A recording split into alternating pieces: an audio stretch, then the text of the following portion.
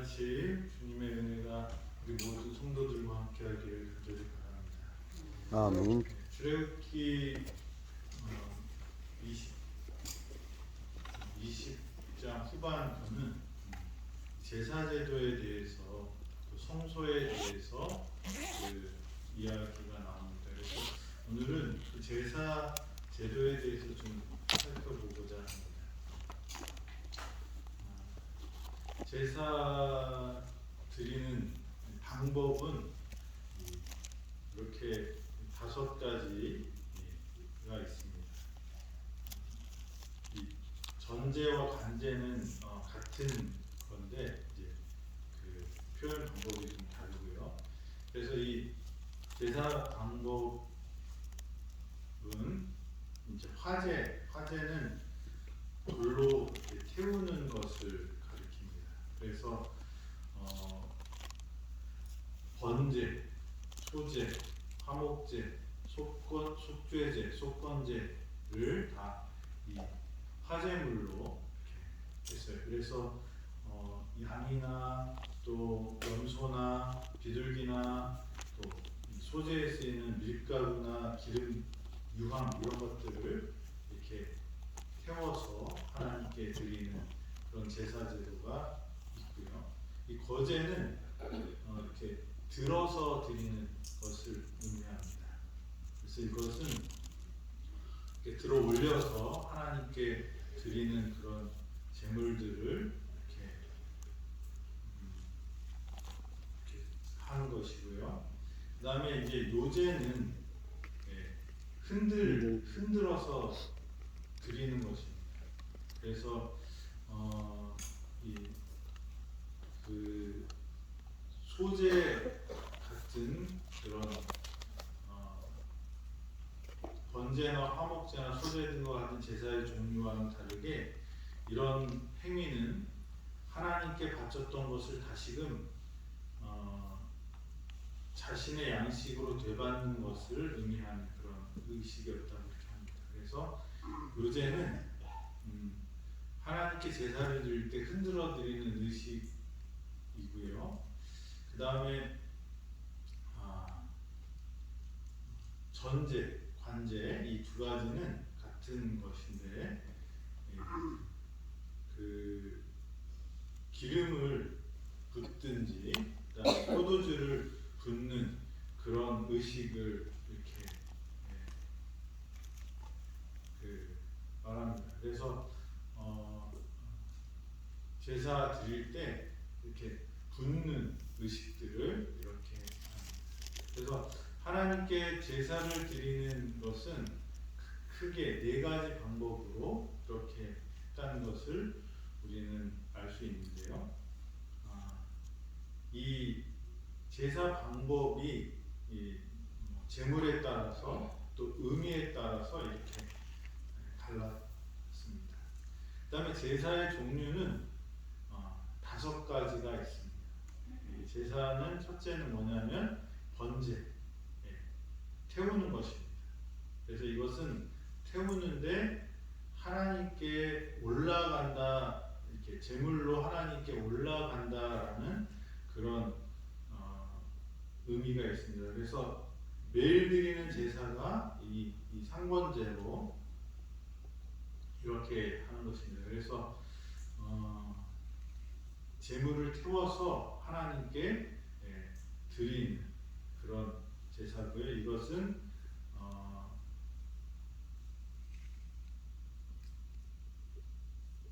하나님께 드리는 그런 제사였고요. 그다음에 이제 소제는 이 소제는 그 제물이 동물이 아니고 식물입니다. 그래서 밀가루나 이런 것을 이 하나님께 드리는 것인데요.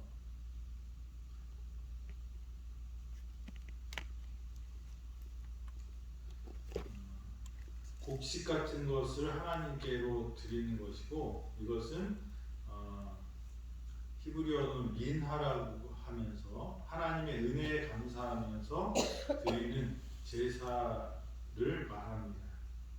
그리고 이제 화목제를 드릴 때도 이것을 좀 같이 했다는 것입니다.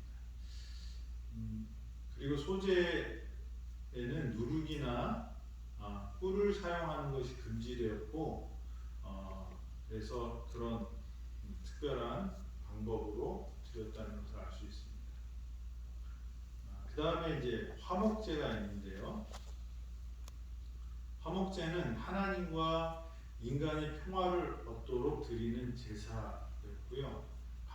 방법은 비슷하게 이 번제와 비슷하게 드리는 것입니다. 그래서 여기에는 근데 그 소제도 같이 포함돼서 하나님께 드리는 거였고요. 그다음에 화목제의 특징 중에 하나는 제물의 기름 부분, 그러니까 이제 지방이 있잖아요. 그 지방 부분하고 그다음에 콩팥 등 이렇게 사람이 먹기 어려운 부분들을 이렇게 해서 태우는 그런 제사를 이렇게 드리는 것입니다. 그래서 이 화목제로 하나님과 화목하는 그런 제사를 드렸습니다. 그다음에 이제 속죄제가 있는데요. 속죄제는 비고의적, 일부러 하지 않거나 무지해서 범한 죄를 용서받기 위해서 드리는 그런 제사였습니다. 그래서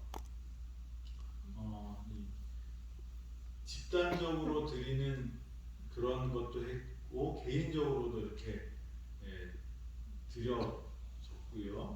그다음에 이 속죄제 드리는 것은 동물의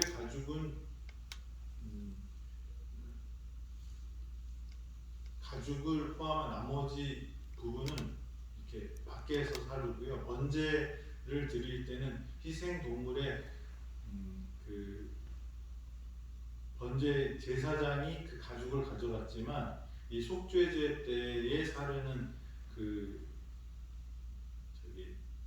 제물은 모두 다 불살라 버렸다고 이렇게 합니다. 그래서 죄지은 죄를 예수님께서 인간을 대신해서 죽으신 것을 갈보리에서 죽으신 것처럼 다 불살라 버렸다고 그렇게 합니다. 그 다음에 이제 속건제는 뭐냐면 둘 다 속죄제와 속건제는 둘 다 죄를 용서해 받기 위해서 드리는 제사는 같지만 속죄제는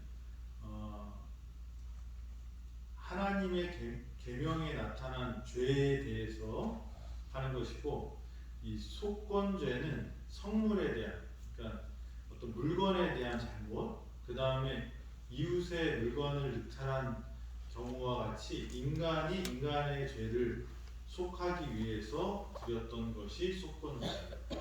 그래서 죄를 자복하고 회개하는 것이 선행되어야 했던 것이 이 속건죄입니다. 그래서 우리가 무슨 잘못을 했을 때 그 잘못한 사람에게 이 용서를 구하고 하는 것이 이 속건죄라는 것입니다.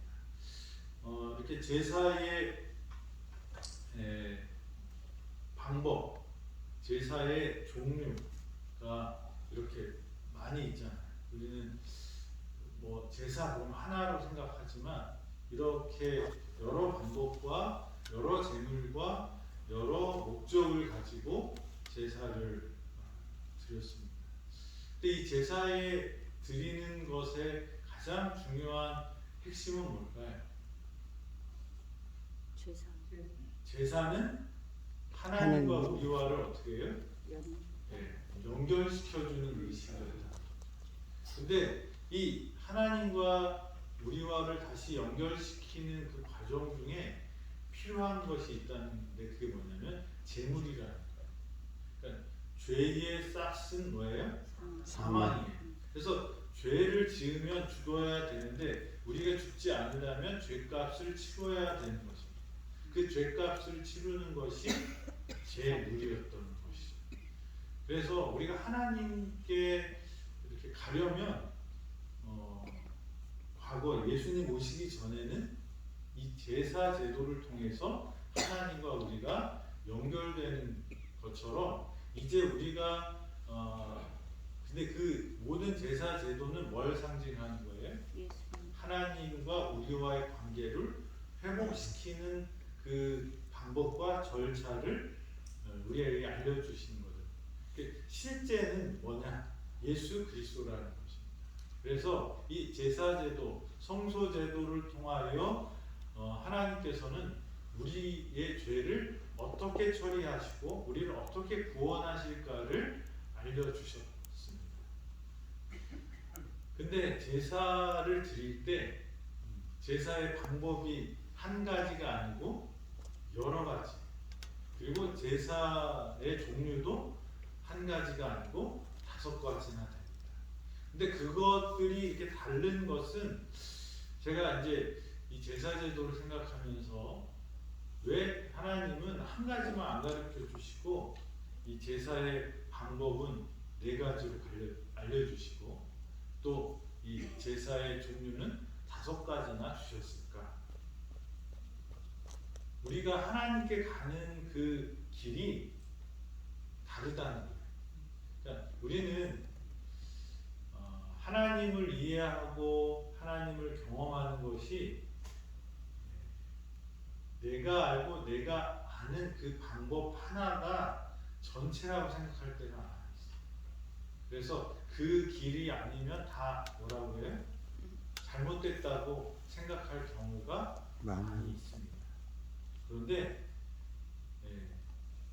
하나님께서는 우리가 하나님과 연결되고 하나님의 사랑을 회복하는 그 방법들이 가장 핵심되는 것은 예수 그리스도의 희생으로 우리가 되는 것이지만 예수님의 희생을 경험하고 나누는 방법들은 여러 가지가 될 수 있다고 우리가 말씀하시는 것입니다. 그래서 어떤 사람은 이 양과 같은 제물이 될 수 있는 제물처럼 하나님께 제물을 통해서 가는 사람이 있고 어떤 사람은 이 소재의 방법으로 하나님을 경험할 수 있고 어떤 사람은 이 관제, 이 전제처럼 그런 그 제사의 방법으로 하나님을 경험할 수 있는 것이죠. 그래서 우리가 하나님을 경험하고 죄에서 해결하는 그 방법들은 죄를 해결할 수 있는 것은 예수 그리스도밖에 없지만 그 예수 그리스도를 만나고 경험하는 방법들은 여러 가지가 있다는 것을 우리는 인정을 해야 돼요. 그래서 우리가 서울에서 부산까지 가는 교통편은 비행기도 있고 차도 있고 그리고 버스도 있고 기차도 있고 여러 가지가 있죠. 근데 우리가 하는 것은 거기까지 가는 것이 목적이라면 그 방법들은 좀 달라도 서로 이해해야 되는 것이죠. 그런데 왜 신앙을 하면서 교회에서 마음을 맞추지 못하는 이유가 뭘까? 그런 생각을 했는데 다 옳은 말을 하지만 다 틀렸다고 얘기하는 경우들이 많아요. 근데 우리가 그 다름을 인정하는 것이 필요하다라는 생각이 들고요.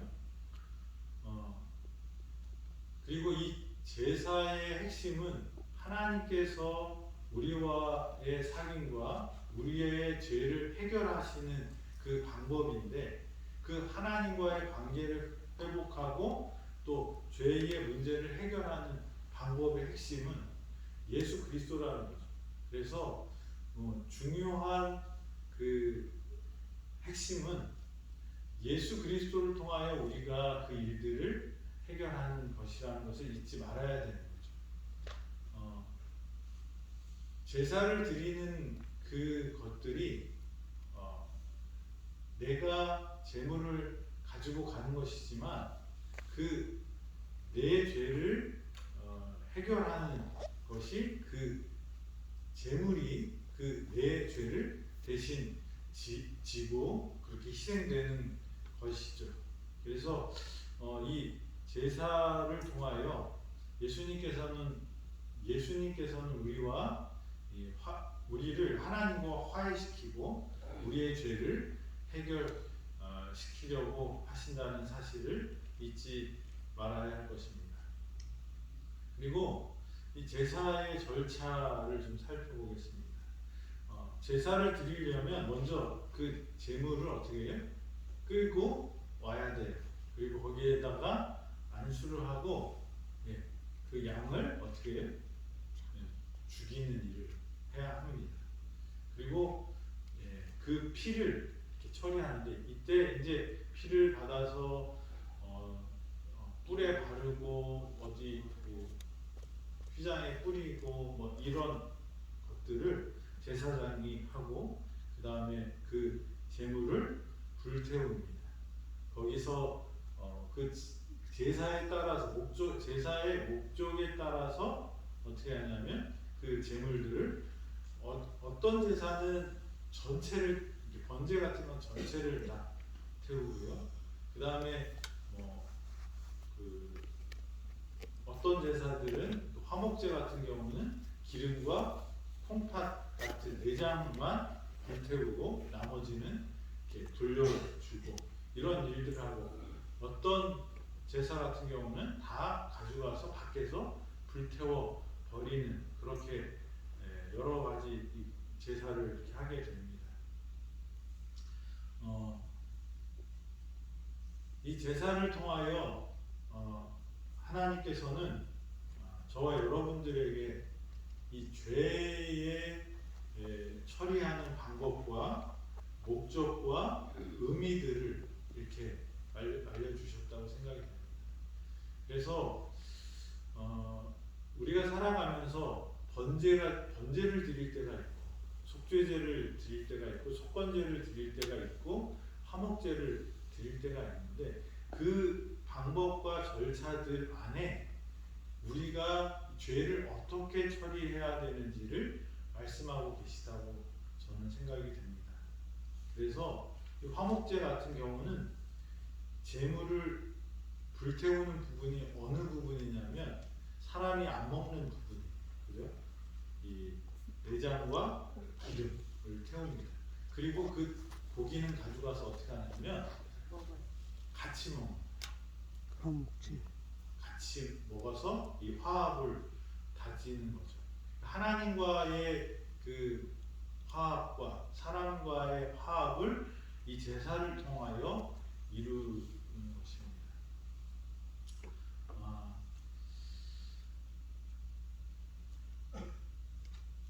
하나님은 예수님이 이 땅에 오셔서 우리의 죄를 대신 지시고 돌아가셔야지 우리의 죄의 문제를 해결하는 것이 우리를 구원하실 수 있기 때문에 그 전에 먼저 그것의 그림자로 그것을 그 의미와 의식을 통해서 그 의미와 목적을 이해하도록 우리에게 제사 제도를 주셨고 성소 제도를 주셨어요. 그래서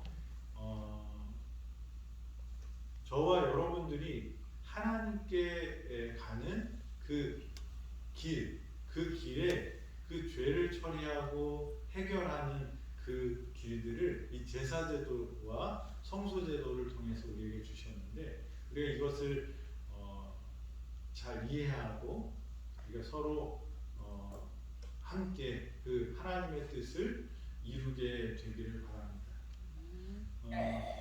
방법도 다르고 종류도 목적에 따라서 제사의 종류도 다르고 그 다음에 제사의 절차들을 통해서 죄를 처리하는 방법들을 이렇게 우리에게 알려주셨는데 우리가 그 하나님의 그 뜻을 이루는 사람들이 되기를 바랍니다. 이 제사에 있어서 가장 중요한 것은 죄는 그냥 없어지는 것이 아니다. 제사를 드릴 때 그 양을 잡는 그 경험. 그러니까 처음에 그 에덴 동산에서 나올 때 아담과 하와가 무슨 옷을 입었냐면 양의 가죽으로 만든 옷을 입게 됩니다. 근데 그 옷을 입게 된 그 과정이 뭐예요? 제사 제도의 시작이라는. 그래서 이 아담과 하와가 세상으로 나가면서 보호를 받을 수 있는 그 옷을 입은 것이 양의 옷이라는 거죠. 양가죽으로 만든. 근데 그 양가죽은 어디에서 왔냐면 양의 죽음으로부터 왔다는 거죠. 그래서 양의 희생 없이 그 아담과 하와가 자기의 부끄러움을 가리고 그 위험으로부터의 보호를 받을 수 있는 방법은 없었다는 거죠. 그래서 이 죽음을 처음 경험하는 거예요. 그러니까 이 제사제도는 자기의 죄의 값이 무엇인지를 처음 본 것이 양의 죽음 때부터예요. 그래서 이 아담과 하와가 죽음이라는 개념을 잘 몰라왔었지만 양을 잡아서 죽고 그 양의 가죽으로 자기에게 옷을 입히는 것을 통해서 죽음을 깨닫고 그 죽음이 자기를 보호하고 구원한다는 그 제사의 의미를 깨닫게 된 거죠. 그리고 그게 나와서 이제 가족들끼리 모여서 제사를 드릴 때 가인의 제사는 뭐예요? 어떻게 보면 소재 같은 곡식과 뭐 수박과 이런 자기의 농작물을 드렸지만 거기에는 뭐가 없어요? 피 흘림이 없었어요. 그래서 피 흘림 없이는 뭐가 없다? 제사함이 없다. 그래서 이 가인의 제사는 하나님이 안 받으시고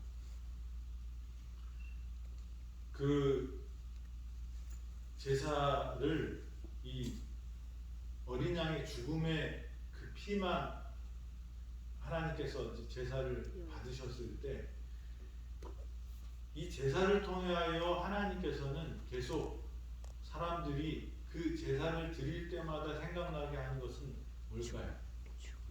죽음이에요. 죽음을 통하여 우리가 뭐 할 수 있다는 거예요? 살 수 있다는 거죠. 우리가 살아가면서 이 하나님의 은혜에 대해서 하나님의 은혜는 선물이고 값없이 주어진다는 것을 아주 중요한 하나님의 교리 중에 하나입니다. 그런데 그것을 우리가 어떻게 받아들이냐라는 거예요. 그냥 2000년 전에 예수님이 우리를 위해서 돌아가셨다라고 생각하는 것과 이 자기가 키우던 양을 잡아서 죽여야 되는데 그 양이 죽는 이유가 뭐예요? 내 죄 때문이라고 느끼면서 죽이는 근데 예수님이 우리를 위해서 돌아가셨다고 하지만 그것을 아주 피상적이고 먼 옛날 이야기고 그냥 역사 속에 나오는 한 이야기처럼 인식될 때 그 죄의 값에 대한 인식이 흐릿해지는 경우들이 많은 것 같아요. 그래서 어떤 분이 이런 말씀을 하세요. 값싼 은혜.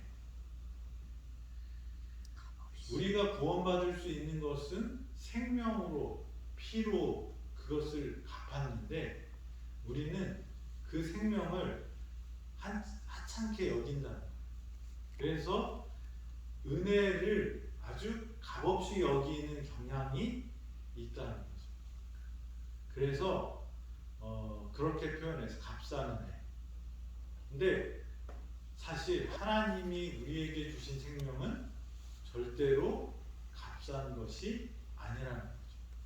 그게 뭐냐면 우리를 만드신 창조주 하나님이 이 우주의 모든 가치를 대신할 수 있는 그런 존재가 나를 위해서 뭐예요? 생명을 내놓으셨다는 거예요.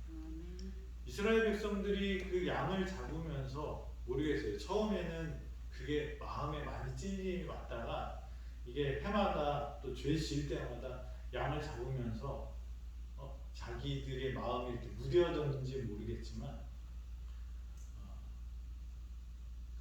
이 아담과 하와가 처음 양을 잡는 것을 보고 느꼈던 그 충격, 그 죄, 이 양이 죽을 때 그 죽음이 나로 인함이라는 것을 깨닫고 그 슬퍼했을 그 슬픔과 애통, 그리고 거기에 대한 가치, 이런 것들이